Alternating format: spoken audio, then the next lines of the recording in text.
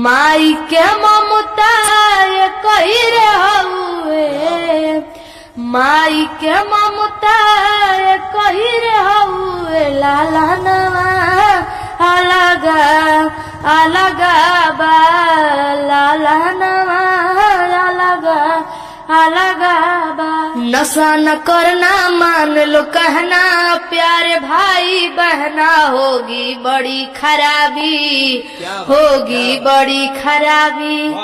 नशा में डर है, नशा जहर है, जीते जी मर जाना होगी बड़ी खराबी। आप वायरल हो रही है, पूरा देश में आपका वीडियो वायरल हो रहा है, कैसा लग रहा है? बहुत अच्छा लग रहा है। हाँ, आपने सोचा था कि जो हमने गाना गाया है वो इतना वायरल हो जाएगा? नहीं है।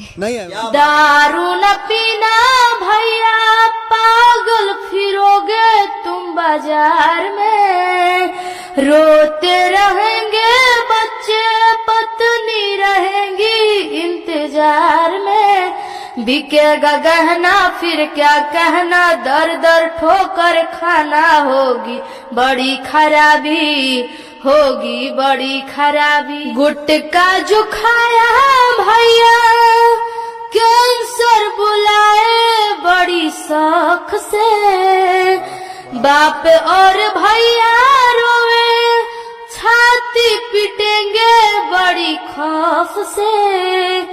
दम निकलेगा अर्थी सजेगा, रोवेगी प्यारी बहना, होगी बड़ी खराबी, होगी बड़ी खराबी।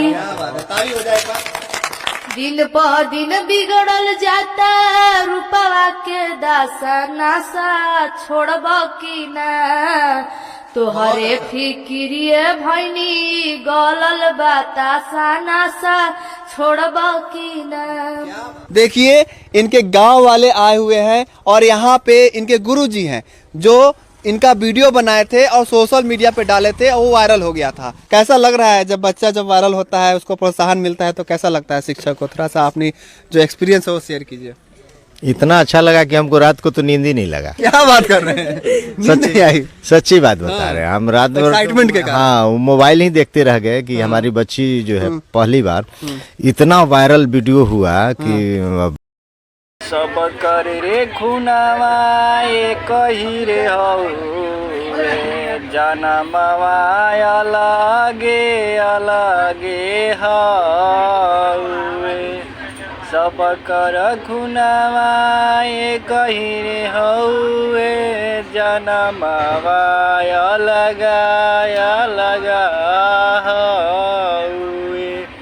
केहुए के गरीब घरे की हुए, माई के ममता कही रे हउए, माई के ममता कही रे हउए, लाला नवा अलगा अलगा बा, लाला नवा अलगा अलगा बा। नशा न करना मान लो कहना, प्यारे भाई बहना होगी बड़ी खराबी, होगी बड़ी खराबी।